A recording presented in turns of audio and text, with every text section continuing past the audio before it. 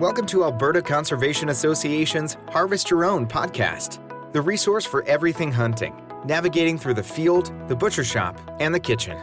Life is all about great food. Let's get started. Welcome to the podcast. I'm your host, Brad Fenson, an avid outdoor enthusiast who has worked as a freelance journalist, photographer, and public speaker for over 3 decades. I have hunted, fished, and foraged all my life and hope to share my passion for the outdoors. Along the way, I want to encourage everyone to harvest wild proteins and enjoy the satisfaction of providing the next meal for your family. Our goal is to educate, entertain, and inspire individuals to get outdoors and create a connection between food, health, and your future meals. Welcome to Harvest Your Own. This week on BrAdvice, or BrAdvice, ready or not, here they come, the Alberta hunting draws. The draw application period started on May 27th and closes on June 19th.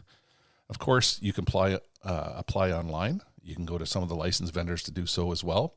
But it's very important to know the draw application period and when you should get your entries in. It's also important to know that the draw results will be available on July 8th. So if you wait right to the end and put them in on the 18th or 19th of June, you only have to wait a couple weeks to actually find out what you got drawn for and get out there to start planning your fall activities. Of course, August 1st, the big game licenses are available online. And more importantly, if you didn't draw a tag, the undersubscribed licenses are available. So lots of opportunity in Alberta. You know, I hunt in many different jurisdictions in North America and around the world.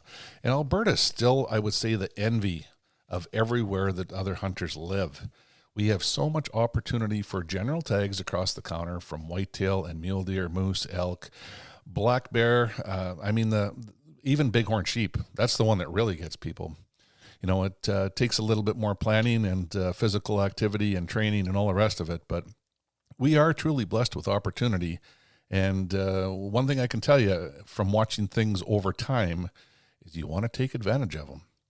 You know, Alberta's population in 1971 was 1.6 million people. Today it's at 4.83 million. So as we triple in population, we have more hunters, more demand on the resources, more demand on the habitats, more demand on the land. So don't put off today what you think you could do tomorrow, because it could be on limited entry draw or, you know, limited in some other way that we hardly ever get a chance to do so. You know, speaking of that, there are some very unique opportunities in the Alberta hunting draws, which include the Minister's Special License. Now, they used to have special raffles in Alberta where you would buy specific tickets, raffle tickets on that. And of course, that changed here in recent years. And you now go online, just like you do when you purchase your draw applications, and you buy an application draw for the Minister's Special License. Of course, there's trophy sheep, antlered mule deer, antlered elk, antlered moose, trophy sheep, wild turkey, antlered whitetail deer, cougar, and mountain goat. So some very unique opportunities to draw a once-in-a-lifetime tag that is really considered by most people in other hunting jurisdictions as literally that hunt of a lifetime. You know, it's not like you get to go out for 4 weeks in November. It's open 365 days a year and in any zone where there's hunting for that species. So, I mean, those are really something to look at and well worth the entry fee for a chance to win. The other good news is all of that money goes to support conservation so that we can keep these resources on the ground, on the mountain, wherever you go out to enjoy the great outdoors and enjoy hunting. So when you're applying for draws, please consider the Minister's Special License. Put in. If you draw, you're going to find that you have a lot of new friends that want to go with you on a unique opportunity. And if not, like I said, you still have the general tags. Now back to the draws. You know, when we look at the amount of draws that are out there, it's phenomenal. Everything from trophy sheep. You know, there's special opportunities at Camp Wainwright for deer, for muzzleloader hunts, for elk, for moose.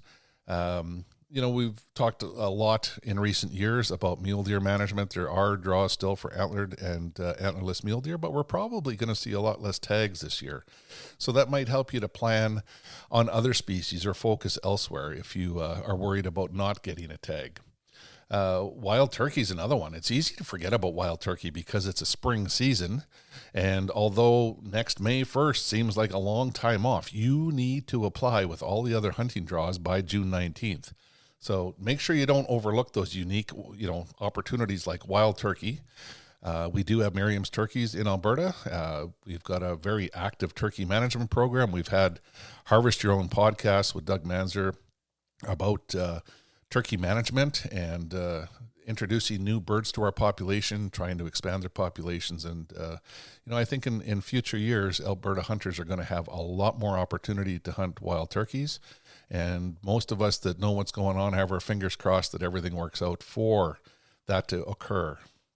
Now, of course, there are also some very hard draws to obtain, like the mountain goat.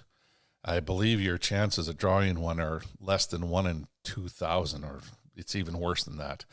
But the opportunity still exists. So, there's those mountain goat tags that are available, very limited numbers.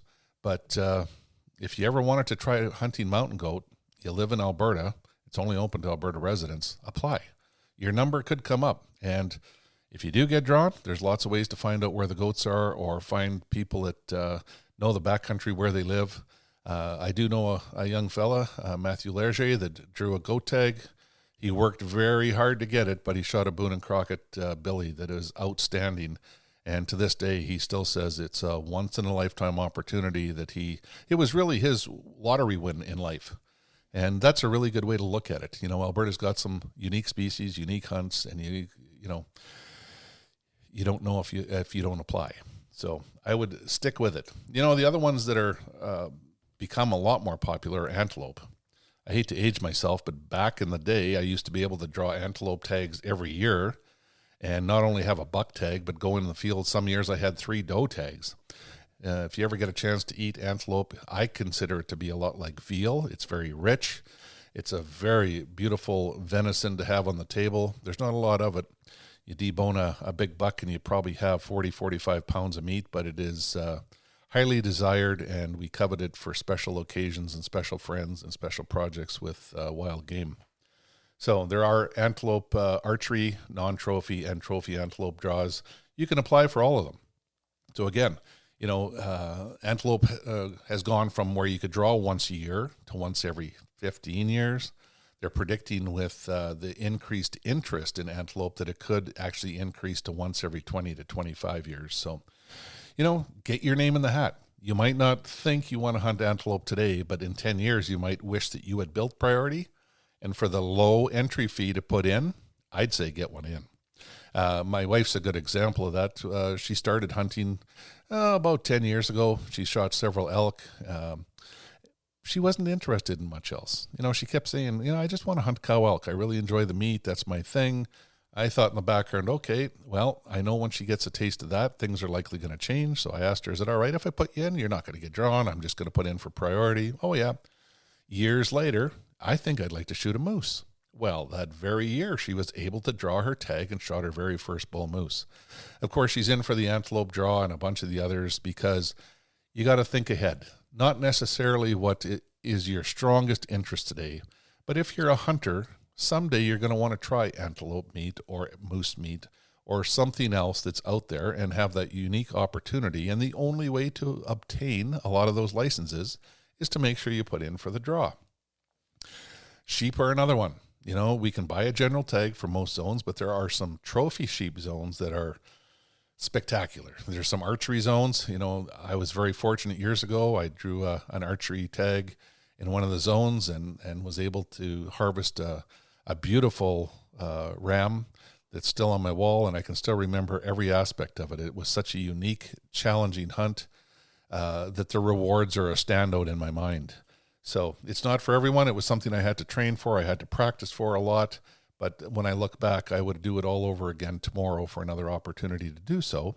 And my name is back in the hat. It's still in the draw process. So whether you're looking at 410 or 437, 408, there's 446 and 438, which is another archery zone.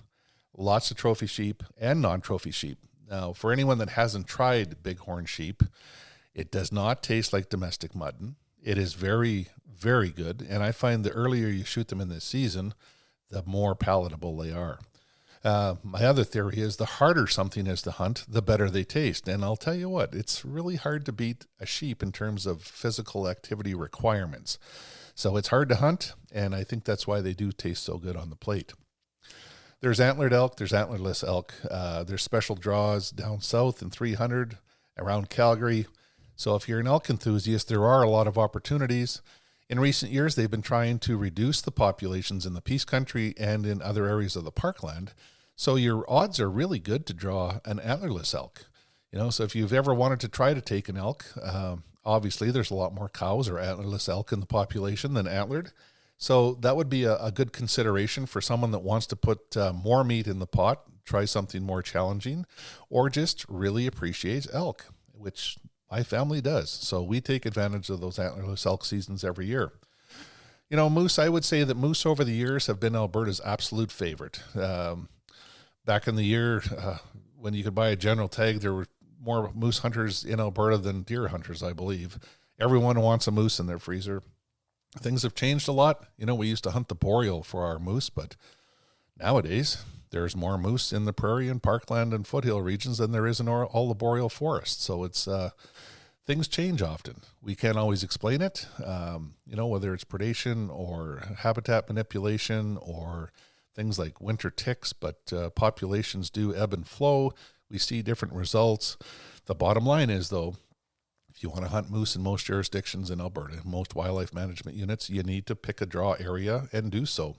Again, it's really good to look at the statistics for draws. And if you go to My Wild Alberta, you can look at the allocation for different species, and you'll see how many tags they give out in each WMU in previous years. That information for this year isn't always available, but in previous years, you get a pretty good idea. You can look at a zone and say, oh, there's X number of people with 0, 1, 2, 3, 4, 5, 6, 7, 8, or 9, or even 10 years of priority, and you see at what stage you could draw. There's a lot of zones for antlerless moose, for instance. You can draw every second or third year. There's even a couple where you could draw every year, but the statistical probability is a bit lower. But it's interesting to go through those and have a strategy for putting in for the draws to be successful. So, like I said, the draws are available for residents. There is a multitude of them. The minister special licenses are out there. So it's that time of year. I get phone calls and say, hey, could you go out for some wings tonight? I'd like to talk to you about the draws. I was thinking about putting in for moose here. What do you think of this zone? What do you think of that? And a lot of it is strategy. So your friends and family should enjoy that strategizing as much as any hunt because it's part of the hunt. So take your time. Make sure you look up the resources. Like I said, on My Wild Alberta, look at the previous allocations and number of tags given out, hunter harvest or success rates. If you're really a newbie and need help, there's some articles on Harvest Your Own that you can look up in terms of getting into the draws and how to navigate the system. AHIA, Alberta Hunter Education Instructors Association, also puts on some workshops to help guide people through it. You don't know what you're doing, a little confused, need some help, look them up and ask them when their workshops are. It'll be a great way to get in there and figure things out on your own. But, the best way is to make sure that you do it with family and friends, whether it's my wife, my dad, my brothers, my buddies. We all have a strategy. I have different ones where we have multiple applications where we're all in the same draw system. I have others where I just want to draw on my own, but knowing ahead of time what you want certainly helps. I would say it's also very smart to start a file. It's hard to remember what you did from year to year. So if you have a file, you can look back and print off your draw applications and say, oh, yeah, I did put in for antelope, and I put it in this zone, and I put in with 2 other people. They have the same amount of priority, because your priority on any draw is only as high as the lowest priority person in your pool. So if I've got 5 years of priority and I put in with somebody that has 1, I also drop to a 1. So being able to know where you are in the draw process, who you put in with, what the priorities are, is important. Printing them off also gives you a way to remember everyone's wildlife identification number to put in for the draws, when their birthday was, and all the rest of it, so that you're not scrambling at the last minute from year to year trying to figure things out. So make sure you figure it out. Make sure you get a copy of the Alberta Hunting Draws booklet for this year. Review the page on page 5 about common mistakes. A lot of times people make mistakes. That's one way to avoid it. If there's things that people do on a regular basis, that'll help guide you. The draw rules are clearly laid out. The special licenses are in there. All of the information to make a proper application is there, whether it's a group application or individual. And there's even a work page to help guide you through to make sure you have all the information before you log on. So, good luck in the draws. It's that time of year where we should get excited. This is basically when we start hunting. Our draws occur. We get the results in early July, and then it's time to start spotting and putting up trail cameras and get ready for the fall. Best of luck, and don't forget to meet your deadline on June 19th. We hope to inspire people to reconnect with nature and appreciate where your food comes from by harvesting your own. For more information on getting started or to learn specifics about the Field to Fork experience, visit harvestyourown.ca and follow on Facebook and Instagram. Check back often for new material, recipes, and videos that are posted regularly. Please subscribe to Harvest Your Own podcast and take the time to rate and review the show to help us build a dedicated core of passionate hunters as our regular audience. Until next time, embrace the outdoors and all it has to offer. Thanks for joining us.